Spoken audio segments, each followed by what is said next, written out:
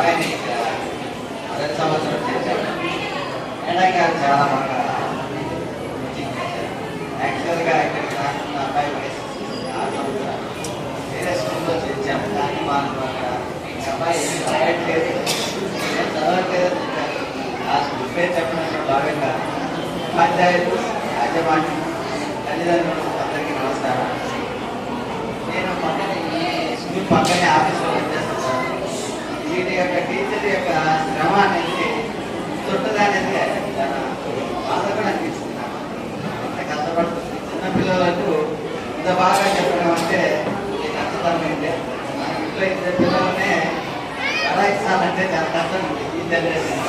అట్లాంటిది మేడకాలంలో నాకు చాలా ఆత్మగా చెప్పడానికి చాలా ఉంటుంది కదా. నాకు లోపలైతే అంత ఆనందం ఉంది, అంత శ్రమ కూడా ఉంది అనేది ఒక ఫీలింగ్ కలుగుతుంది. యాక్చువల్గా రమణారెడ్డి సార్ కొత్తగా ఆలోచన చేస్తున్నాడు. బాగుంది. ఒక మామూలు ఇప్పుడైతే కార్పొరేట్ లెవెల్లో కొత్త వస్తున్నాయి కానీ అయినా హక్కులు ఉంటాయి. కానీ అలాంటి పిల్లలకు అన్నారు మీరు వాట్సాప్లో చూసారు లేదో, స్కూల్లో వెళ్ళేటప్పుడు, బస్సులో వెళ్ళేటప్పుడు పిల్లలు ఏ విధంగా కానీ తల్లిదండ్రులు వ్యవస్థ ఏ విధంగా నడుచుకోవాలంటే ఒక వీడియో తీశారు. చాలా బాగుంది సార్. యాక్చువల్గా కొత్తగా ఉంది. కార్పొరేట్ స్కూల్ పెడుతున్నారు, వాళ్ళు మీటింగ్ పెడుతున్నారు, పేరెంట్స్ మీటింగ్ పెడుతున్నారు. ఇది కొత్తగా ఉంది. మా అబ్బాయిని పెద్ద అబ్బాయిని స్కూల్లో తెచ్చాము. అక్కడ వెళ్ళినప్పుడు పేరెంట్స్ మీటింగ్ మీ అబ్బాయికి మార్క్స్ వచ్చింది సార్, మీ అబ్బాయికి కానీ వాళ్ళకు మార్క్స్ లిస్ట్ ఇచ్చారు.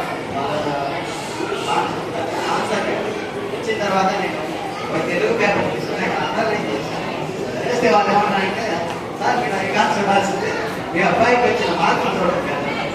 మా పెద్ద అబ్బాయి అంటే యాక్చువల్గా మేడం మాకు కావాల్సిన మార్క్స్ కాదు, అతను బయట నేచర్లో ఎట్లా పడతాడు, చదువు అనేది ప్రైమరీ ఫస్ట్ ప్రిఫరెన్స్ చదువు, కానీ రెండోది అతని యొక్క నడవడిక అనేది పిల్లలు పెద్దలు వస్తే వాళ్ళని ఎట్లా గౌరవించాలి, పిల్లల దగ్గర ఎక్కడ ఉండాలి అనేది ఇంతవరకు నేను ఎక్కడ బయట తీసుకొని మాట్లాడలేదు. మేడం చెప్తే బాగుంటుంది ఆ యొక్క శ్రమ. ఎందుకంటే వీళ్ళ దేశంలో ఆలోచించలేదు. ఎవరైనా కానీ ఒక చేసిన శ్రమ గుర్తిస్తే మనం చెప్తే వాళ్ళు ఆనందం కానీ లేకపోతే కూలి పని చేసిన కానీ వాళ్ళు బాగా చేసిన వాడిని అప్రిషియేషన్ వాళ్ళని పొగిడితే వాళ్ళకి చాలా ఆనందం. చేసిన శ్రమ అనేది చాలా వరకు మర్చిపోతుంది. Okay, thank you.